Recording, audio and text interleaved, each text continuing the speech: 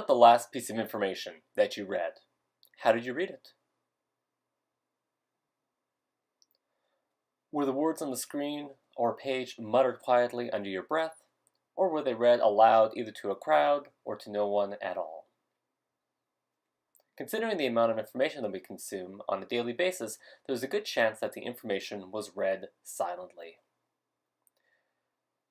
Stebbins describes reading as a many-faceted activity, some of it enjoyable, some of it forced on us, some of it deeply rewarding, some of it bland and technical, some of it popular, and some of it esoteric. However, believe it or not, we have not always read this way, even though it is a practice that feels like second nature.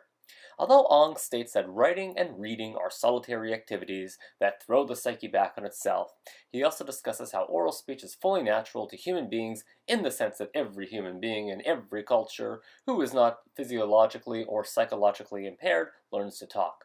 This is also why, when we learn to read out loud and then move towards silent reading. In this video, we will be covering 3 areas in the origins of silent reading. First, what did people do before silent reading when reading? 2, what caused silent reading to become a widespread activity? And 3, what are the implications of silent reading in educational settings, such as sustained silent reading? When researching the origin of silent reading, the lack of information available honestly astounded me. The source that had the largest impact on my findings was Paul Sanger's work, Space Between Words, The Origins of Silent Reading. Much to my surprise, little information about this subject or text was available online, and I had to go down to UBC to pick up physical texts. However, this served as a great moment of reflection to actually have to go to a library to pick up a text on reading.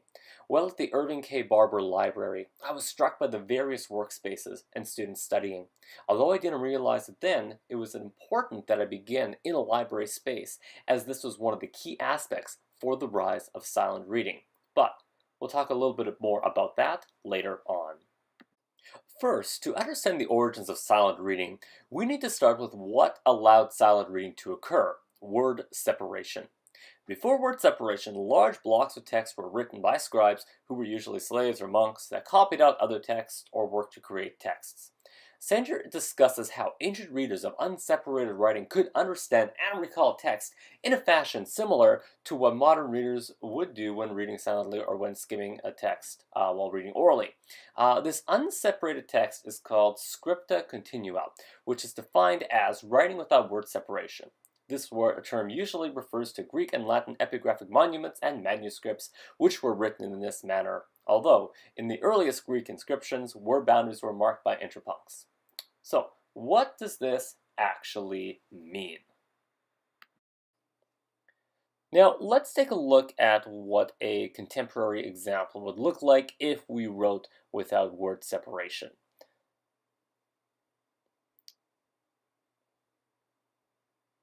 How easy was that to read? Not easy at all, right? That's why, according to Sanger, the importance of word separation by space is unquestionable for the intellectual faculties of the reader, permitting all text to be read silently, that is, with eyes alone.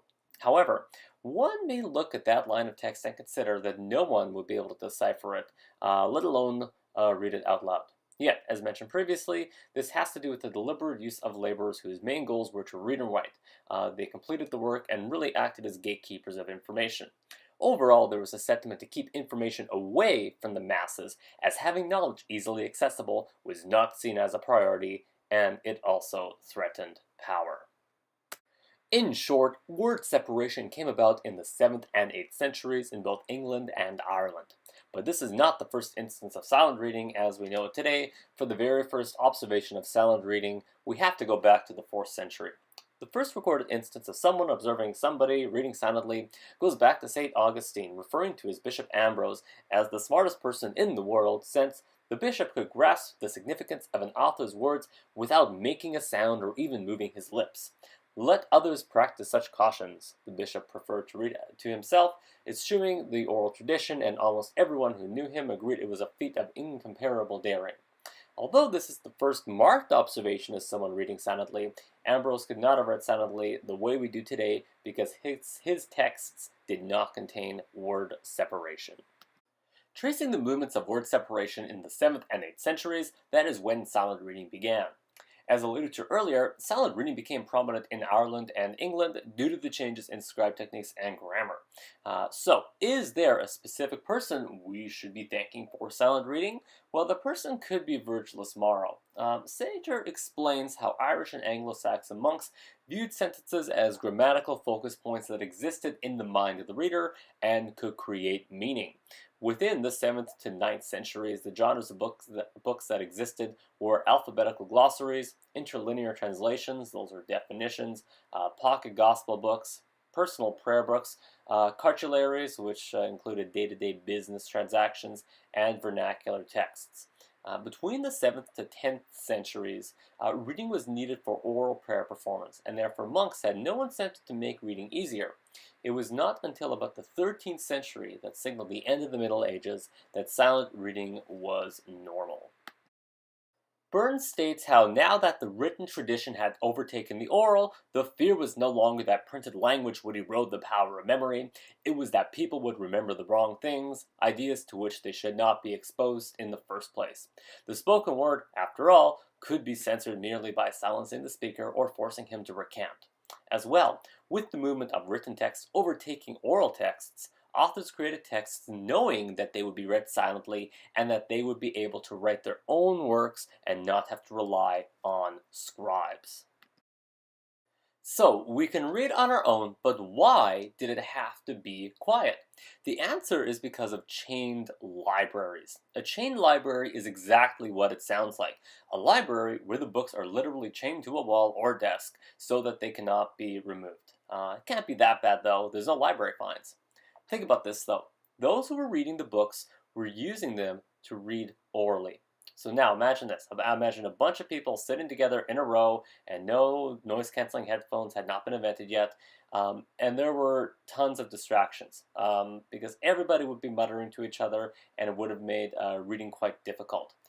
In addition to the physical space of silent reading, reading to oneself also allowed for critical thinking and opposing viewpoints that a student or teacher could put forth. With this, other arguments and ideas other than the status quo could be investigated and shared without oral scrutiny. Although silent reading became prevalent in the 13th century, Elspeth Jagielska discusses in her work Silent Reading and the Birth of the Narrator the idea that silent reading did not become fully embraced until the 17th and 18th centuries, as most readers could actually silent read, and that's when it became a common societal practice. Jagielska notes that there was a distinct shift in writing style and narration in the 17th and 18th centuries that signaled the idea that there was someone hearing the book in their head and that the writer had a role in this. She also puts it quite simply that the move from reading aloud to reading silently involves a move from reading as speaking to reading as hearing, and from reading as declamation to reading as silent participation in an imaginary conversation between writer and reader. Jagielska's idea extends to how we most likely use silent reading today and the role that it has in our classrooms. As a librarian and English teacher, I reflect on how we read in our schools, but also how, I learned to read, and that we begin by reading orally and then shift to silent reading, and that this indicates that the history of silent reading reflects the shift from orality to text. Although I've always had my students in English class read silently, I've never actually followed up as to why this is something that's beneficial. I just sort of assumed that it was, as this is what I was taught. However, there is quite a bit of preparation that goes into a successful reading program in the classroom. Although we can have our various readers just read in the classroom, how can we actually verify that they are reading and are not just staring at the same page class after class? Enter Janice Pilgrim's work titled The SSR Handbook, How to Organize and Manage a Sustained Silent Reading Program. In researching this text, I have included highlights from a literature review as the text is not available to the UBC library or my school district. However, the principles that are outlined in the review give a great glimpse into how sustained silent reading, or SSR, impacts a student's desire to read. Pilgrim asserts that you cannot just have students read, and that they need to have very specific guidelines in order for the practice to be successful and sustainable. The 8 principles presented are access, which means the appropriate material for students; appeal, which is different material and age appropriate; environment, which are the social aspects of reading; encouragement, which students share about what they read; staff training, which ensures consistency between classrooms and teachers; non-accountability, which means informal assessment; follow-up activities for students to demonstrate their knowledge; and distributed time to read, which ties in with routines in the classroom. To finish, Murga discusses how silent reading offers educative benefits for secondary students, from extending vocabulary to providing a sustained, focused cognitive experience that may be otherwise lacking in students' lives. Silent reading is essential to obtaining information, but its roots are deep in adapting to society. Will we evolve from silent reading? Probably. Although we are not St. Augustine watching Ambrose, the way in which we communicate will continue to evolve.